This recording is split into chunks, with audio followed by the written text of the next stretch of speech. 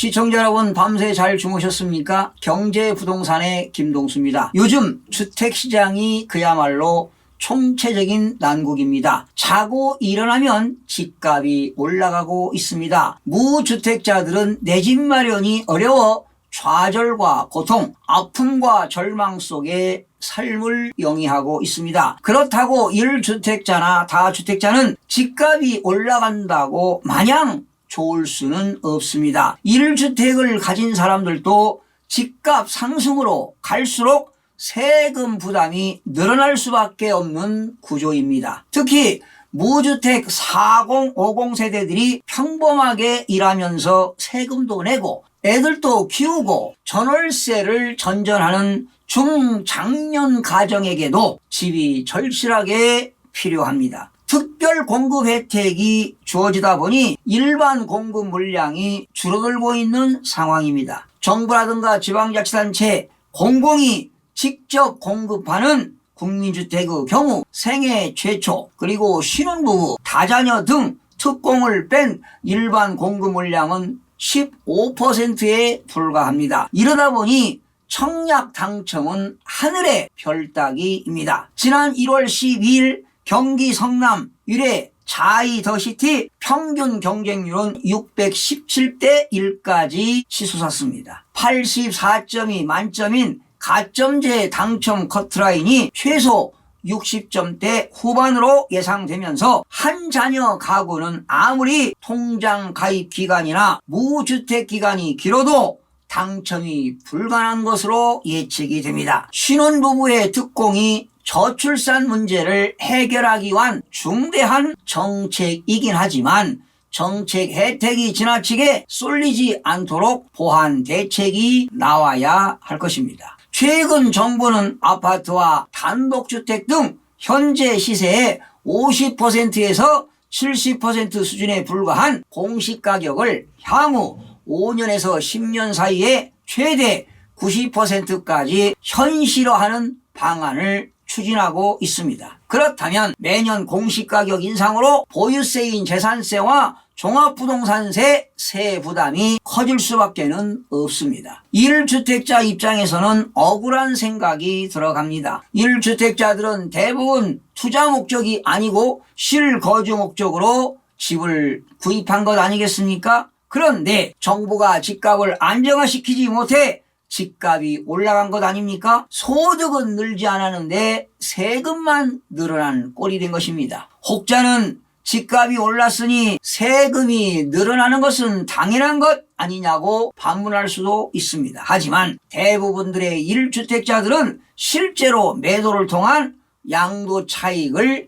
실현할 수가 없습니다. 그 이유는 처분하고 다른 지역으로 이사갈 수가 없습니다. 타 지역도 집값이 올랐기 때문입니다. 내 집만 오르는 것도 아니고 전체적으로 집값이 올랐으니 오히려 살던 동네를 떠나 외곽 지역으로 이사를 가거나 평수가 작은 집으로 이사하는 것 외에는 다른 방법이 전혀 없습니다. 즉 예전처럼 돈을 차곡차곡 모아 더 넓고 신축한 집으로 이사가는 것은 이제는 불가능해졌습니다. 3억을 모았더니 집값은 6억 원이 오른 상황이니까요. 만약에 집을 팔지 않고 1주택을 그대로 유지한다고 하면 세금 부담은 더욱더 커지게 됩니다. 지금 당장은 고가주택에 살지 않더라도 서울 집값이 지금처럼 계속 오른다면 2025년도에는 서울의 모든 지역구의 전용면적 85제곱미터 미만인 국민주택의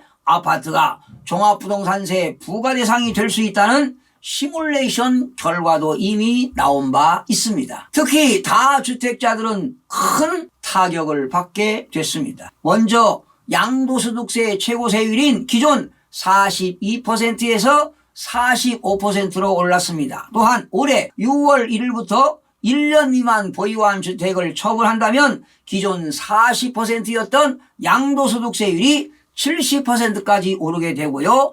1년 이상 2년 미만 보유한 주택에 대해서는 60%까지 인상이 됩니다. 조정 대상 지역에 집을 보유한 다주택자는 더 많은 세금을 내게 됐습니다. 현재 2주택자는 기본 세율의 10%, 3주택자 이상은 20%의 세율이 추가적으로 양도소득세가 중과세되었는데요. 이제는 각각 10%씩 올라 2주택자는 기본 세율의 20%, 3주택 이상인 자는 기본 세율의 30%가 중과가 됩니다. 종합부동산세율도 높아집니다. 올해부터 2주택 이하도 0.6%에서 3%로 세율이 오르고 3주택 이상을 소유하거나 조정 대상 지역에서 2주택을 소유한 경우에는 1.2%에서 최고 세율 6%로 상향돼 기존 세율의 2배 이상 수준으로 오릅니다. 즉 다주택자의 경우 집값이 수억 원이 올라 집을 처분한다 하더라도 수중에 들어오는 돈은 거의 없는 상황입니다. 보유세가 올랐으니 임대 수익을 얻는다 해도 재산세와 종합부동산세 내기도 급급합니다. 상황이 이렇다 보니 전세 매물이 자취를 감춘 것도 어느 정도 이해가 됩니다. 이제 더 이상 아파트를 투자해서 수익을 내기란 힘든 세상이 되어버렸습니다. 여러분들의 이해를 돕기 위해서 실제 사례를 들어서 확인해 보겠습니다. 실제로 2주택을 보유한 사람이 3년 전에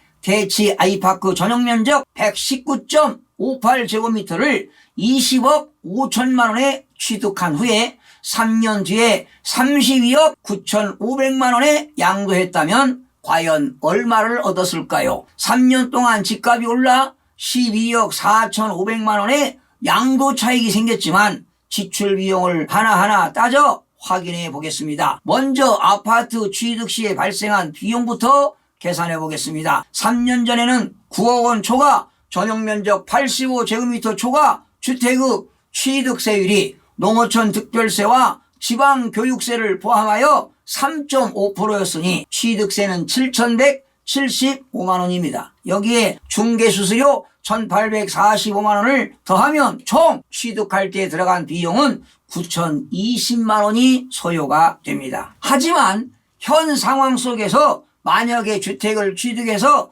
2주택이 된다면 취득세의 순수한 세율은 8%를 내야 합니다. 또한 3주택은 12%를 적용하게 됩니다. 자, 그러면 보유세를 한번 계산해 볼까요? 사실 보유세는 기존에 가지고 있던 주택의 공시가격에 따라서 보유세는 천차만별입니다. 조정 대상 지역에서 2주택을 소유하고 있다고 가정해서 종합부동산세를 한번 계산해 보겠습니다. 지금 여러분들이 주택을 가지고 있으면 7월 달에 2분의 1 내고 9월 달에 2분의 1 내는 재산세는 지금 계산하지 않고요. 종합부동산세만 한번 계산해 보겠습니다. 만약에 납세 의무자가 3주택 이상을 소유하거나 조정 대상 지역 내 2주택을 소유한 경우 종합부동산세의 과세표준과 세율은 두 표와 같습니다. 현재 종합부동산세의 세율은 6단계 초과누진세율을 적용하도록 되어 있는데요. 과세표준이 1억 원 이하일 때는 1000분의 12 1.2%에서 최고 6%까지 적용하는데요. 과표가 3억 원 초과 6억 원 이하일 때는 360만 원 플러스 3억 원 초과 금액에 대해서는 1000분의 16을 적용합니다. 과표가 6억 원 초과 12억 원 이하일 때는 840만 원 플러스 5억 원 초과 금액에 대해서는 1000분의 21을 적용합니다. 과표가 12억 원 초과 50억 원 이하일 때는 2160만 원 플러스 12억 원 초과 금액에 대해서는 1000분의 36을 적용합니다. 과표가 50억 초과 94억 원 이하일 때는 1억 5,840만 원 플러스 50억 원 초과 금액에 대해서 1000분의 50을 적용합니다. 마지막 6단계는 과표가 94억 원을 초과하는 경우는 3억 7,840만 원 플러스 94억 원 초과 금액에 대해서는 1000분의 60을 적용해서 종합부동산세를 산출하게 됩니다. 또한 종합부동산세를 납부할 때는 농어촌 특별세 20%가 추가로 부과가 됩니다. 그래서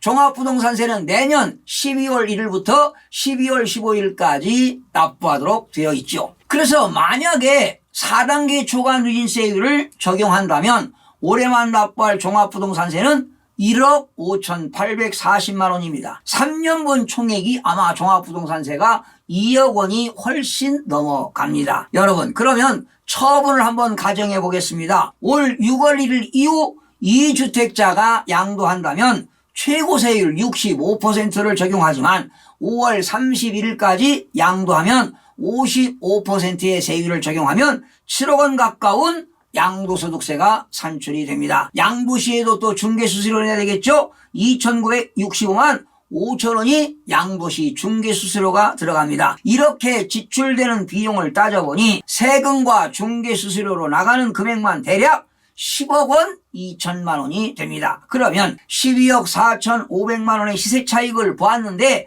수중에 들어오는 돈은 2억 2천만 원 정도입니다. 즉 다주택자가 아파트를 처분한다 하더라도 남는 돈은 얼마 되지가 않습니다. 사실 남는다 하더라도 7, 80%에 해당하는 금액이 세금으로 나가기 때문입니다. 양도 차익이 많이 생기면 당연히 세금이 많이 나가야 되겠죠. 그러나 양도 차익이 적게 되면은 과표가 적어지니까 당연히 세율도 적게 발생하겠죠. 또한 보유세가 해마다 증가하니 처분하는 것도 애매하고 보유하고 있는 것도 애매한 상황입니다. 그러니 다주택자들은 지금 진퇴양난의 길에 빠진 것입니다. 게다가 올해 6월 1일부터는 다주택자가 내어야 할 양도소득세에다가 지방소득세까지 합치면 최고 82.5%까지 늘어나 앞으로 시세 차익은 더욱더 줄어들게 될 수밖에 없습니다. 이에 많은 전문가들이 양도소득세를 완화해서 다주택자가 가진 매물을 시장에 나오게 해야 한다고 말들 하고 있는데요. 정부는 지금 현재 양도소득세를 완화 정책할 계획은 없다고 기획재정부가 강하게 입장을 밝힌 바 있습니다. 그동안 정부가 시장 경제의 원리를 무시하고 반시장적인 정책으로 수요만을 억제하는 부동산 정책을 수립하다 보니 바로 실패한 정책입니다. 수도권의 집값 급등은 정부의 잘못된 진단임에는 틀림이 없습니다. 4년 가까이 허송 세월만 보냈습니다. 이제 와서 공급 확대 역정을 주겠다고 하니 소 잃고 외양간 고치는 것 아니겠습니까? 언제쯤 이렇게 부동산 시장이 과열을 멈추고 국민 모두가 파한대소할 수 있는 날이 오게 될까요? 하루빨리 집값이 안정화되고 건전한 부동산 시장이 정착되어 국민 경제 발전에 이바지 되기를 기대해 봅니다. 시청해 주신 여러분 고맙습니다. 최선을 다하겠습니다. 마음이 드셨다면 구독, 좋아요 꼭 부탁드리겠습니다. 고맙습니다.